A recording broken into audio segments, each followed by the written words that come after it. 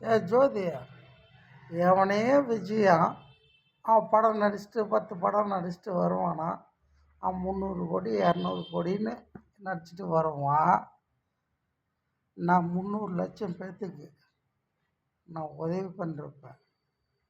அவனுக்கு எனக்கும் நிறைய டிஃப்ரெண்ட் இருக்குது.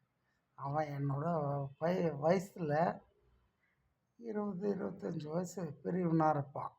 ஆனால் அவன் காலில் இல்லை, அவன் அப்பாங்காலில் கூட நான் வைய மாட்டேன். சரியா? ஆனால் இன்னொன்று நான் சொல்கிறேன், உனக்கு சிஎம் பதவி வேணும்னாக்கா அதை என்கிட்ட டேரெக்டாக கேளு.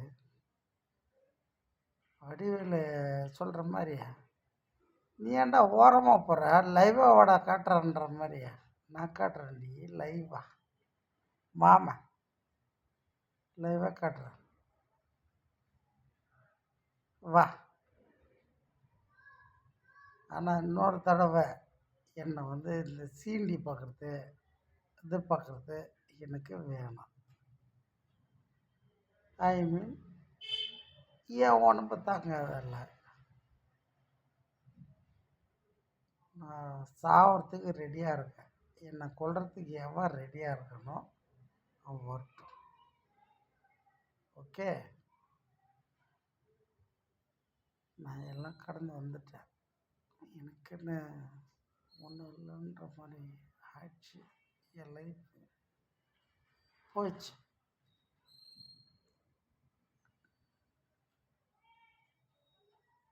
எனக்கு ஒரு 1000 பேர் சொந்தக்காரர் இருக்காங்களா? அதுக்கு மேலே இருப்பாங்க. அதெல்லாம்